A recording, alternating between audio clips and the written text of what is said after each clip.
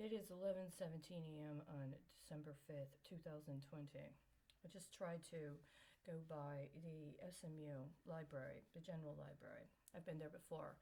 It used to be open to the public, but at some time over the past summer, they said they were closing it to the public for students only because of COVID-19.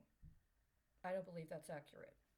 I already know that there have been economic events at SMU, which purports itself to be a private university, although previously it was open to the public, that correlated with economic events associated with public financing. I've been witness to them, I've documented them. It could have been one thing at a specific time. And even though I understood when I went there, it was not my home turf. I did not consider the adversarial quality of it to necessarily be criminal in and of itself.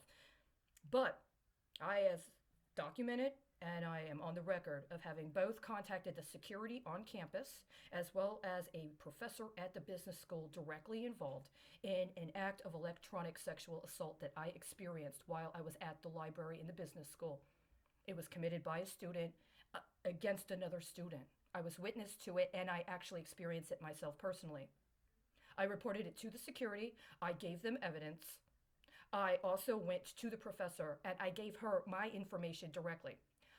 Is the only time I've ever filed an anonymous report, which was at the security. The woman who took the report was African American. The professor was not. I gave the professor my name and my information. I reported it to her directly. Now they have a requirement that you scan your ID card in order to enter the library. I believe that they are engaging their students in acts of compelled prostitution in order just to use resources at the school in order to make them commercially sexually available to people claiming to be sponsors of the university.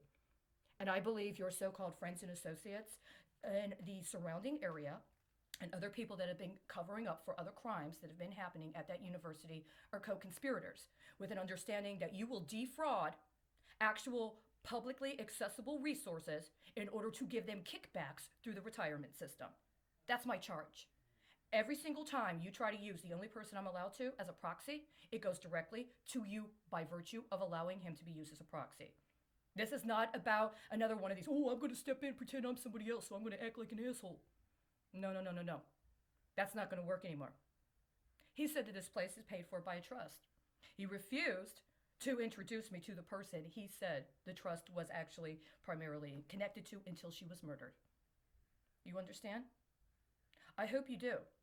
Now, I am doing what I need to do with a, shall we say, reserve that I've already acquired. It's already been announced. This is your formal notice. It is 11:20 a.m. on December 5th, 2020.